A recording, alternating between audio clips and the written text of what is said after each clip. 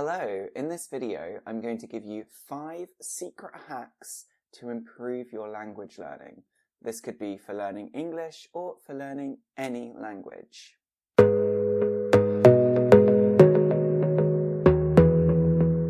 So the language learning hacks I'm going to share with you in this video are not necessarily secret, but lots of people aren't aware of them. They don't know about them. And even if they do, they don't know how effective they are. In my experience of language learning and language teaching, I have come to find that these are some of the best ways to learn languages. So stay tuned, keep watching for this whole video to find out 5 ways you can keep improving your language skills. Number 1 is something called comprehensible input. This really is the fundamental to all language learning. What does comprehensible input mean? Well, first of all, comprehensible means understandable. Input means anything that goes into your brain. So when we're talking about language, input means things that we listen and things that we read, not what we say or what we write. That's output. Things that go into our brain. And the things that we listen to and the things that we read, they should be comprehensible, understandable. This is the fundamental way to learn any language. We have to hear and read the language lots and lots and lots for our brain to be able to understand it, recognize the words, recognize the sounds, and then create our own phrases in the language. Now here I have a jar. Now if we imagine that this jar is my brain, at the moment it's empty. There's nothing inside it. I have some lentils, red lentils. Now imagine these lentils are all the language that I listen to and all the books that I read. The more and more I do this, the more and more my brain fills up with language and knowledge of everything that I've heard. And at some point it's full of language, it's full of words, it's full of structures, and I can start to put these things together. But before I've had all of that comprehensible input, I don't have the words, I don't have the structures. My brain can't understand the sounds, the intonation of the language that I'm going to use.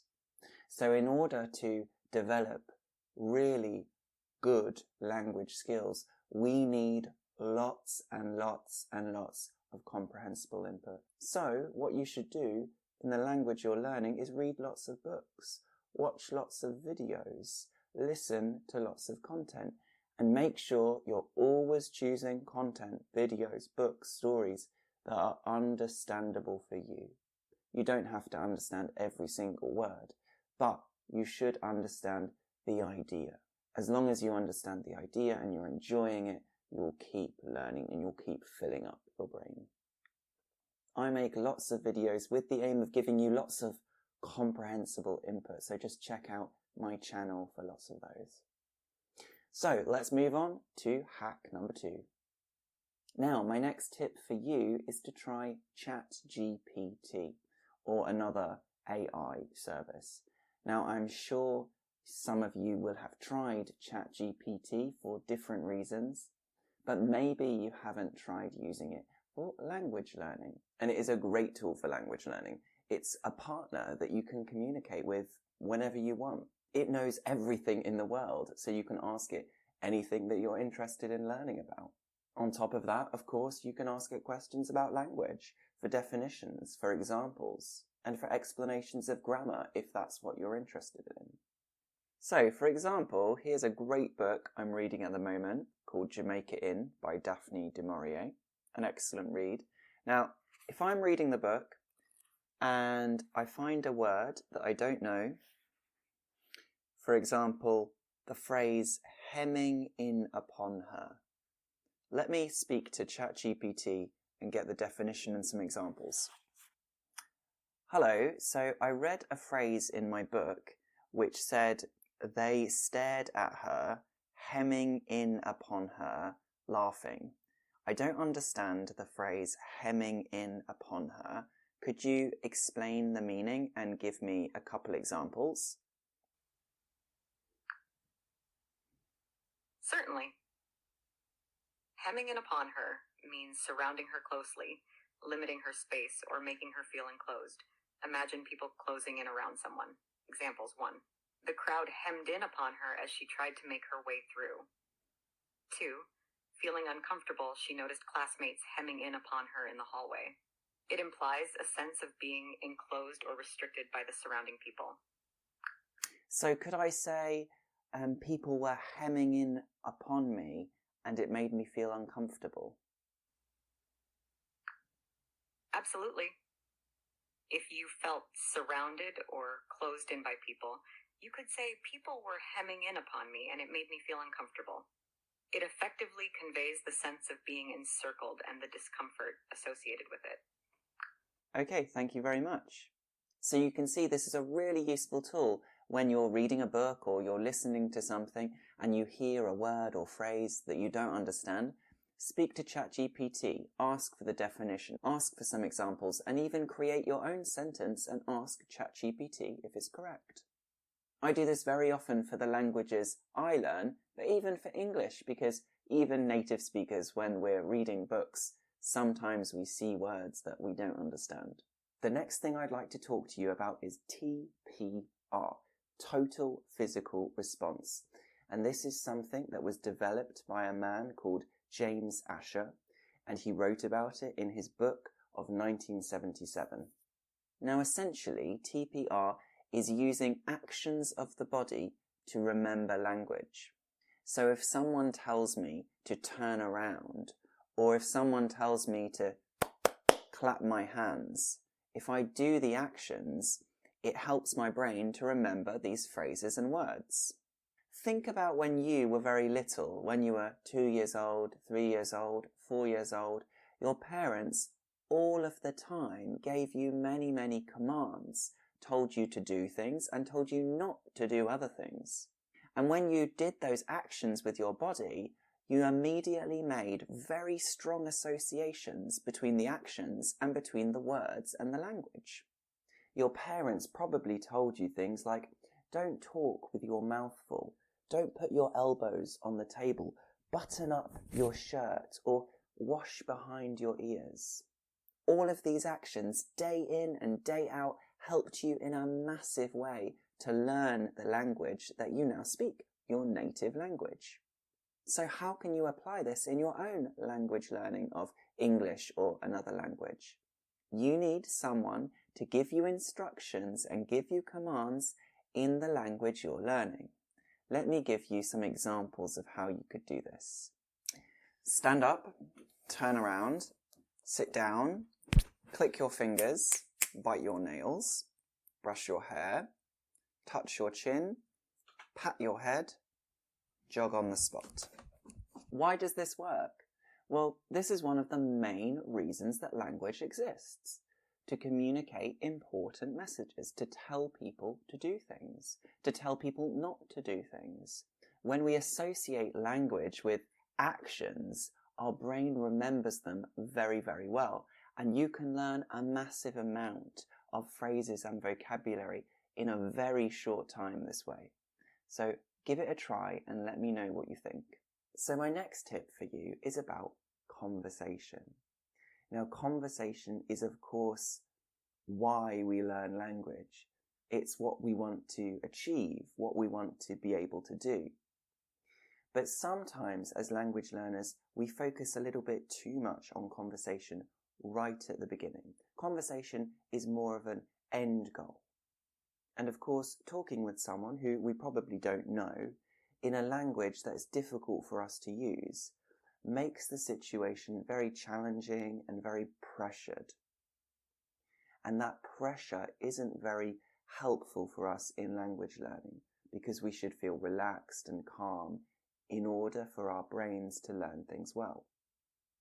And that's why comprehensible input is an amazing thing. Because when you're just listening or when you're just reading, there's no pressure. You can just enjoy it and you can just absorb language. So I have a couple suggestions for you related to conversation. Number one, if you're just starting out learning your language and you don't feel confident communicating and having conversation yet, then you can try something called crosstalk. Crosstalk is when you talk with another individual, but you talk in your native language and they talk in their native language.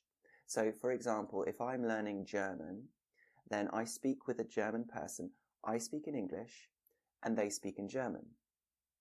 Now, I know what you're thinking. You're not practicing your ability to speak then if you're not speaking in the other language. It's true. However, you're getting loads of comprehensible input. You're listening constantly to this other person. And another advantage here is that when you try and speak in another language, especially when you're at a beginner or intermediate stage, it can be slow and difficult, and there's a lot of time wasted saying, what's that word? But when you do crosstalk, when you just talk in your own language and they talk in their own language, the conversation can just flow and move and keep going and keep going. So you can have loads and loads of comprehensible input, and all of that helps you to be able to speak better as well. So that's my suggestion number one for trying conversation.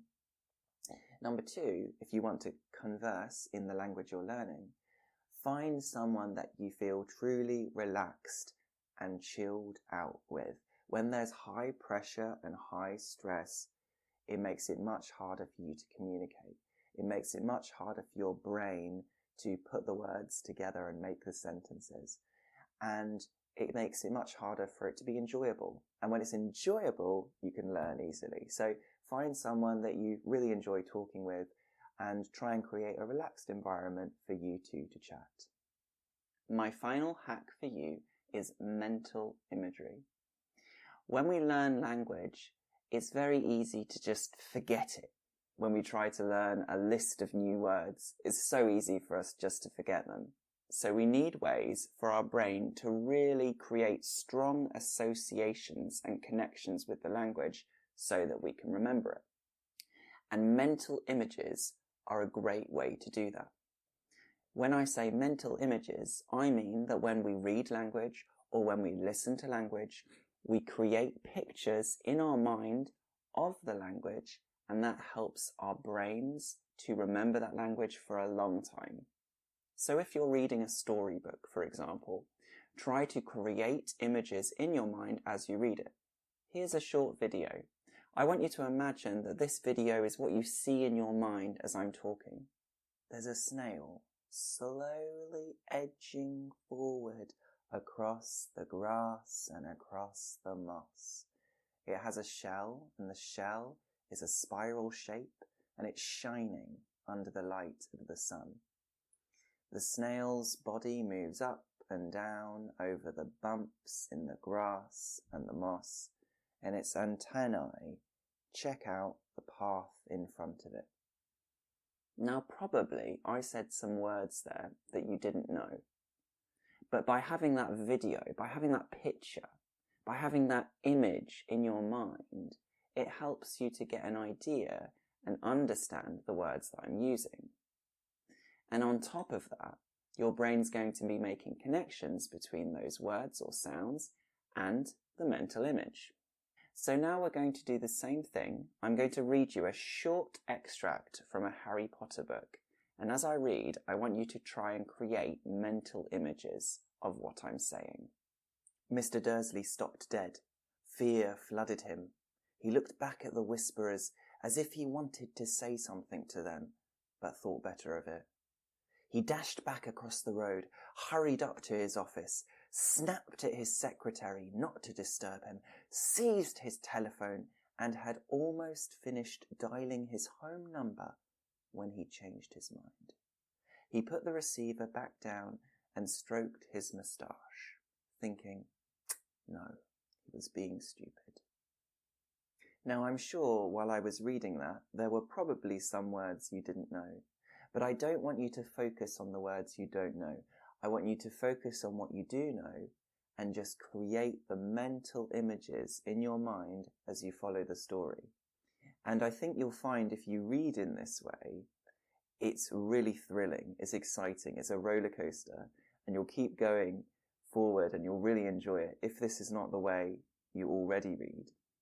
And when you make those mental images in your mind, your brain makes very strong connections and links between the words and the structures and the pictures that you're making in your head. And when there's a word that you don't know, a lot of the time you can guess. It can be kind of distracting if you always stop and open a dictionary or go onto Google and check the meaning of a word. Of course, that can be valuable to do it sometimes, but if you do it all the time, it can really ruin the flow. You want that flow when you're reading. So 90% of the time, 80% of the time, try and use your ability to guess. You might not know exactly the meaning of the word, but you'll have a feeling or an idea of what it means. And the next time you see that word, and the next time you see that word, that idea is going to come into focus and become much clearer for you. And of course, that's how we learn the majority of words in our own language. It's only when we become much older that we start using dictionaries for words that we don't know. When we're younger, we just hear them a lot and we start to understand what they mean. So that's a much more natural process and way of learning. So that's it. Those are my 5 hacks for you to help you develop your English or any other foreign language. Let me know if you've tried any of those hacks before, and if you have your own hacks, your own tips, then share them down below in the comments with everyone else that's watching.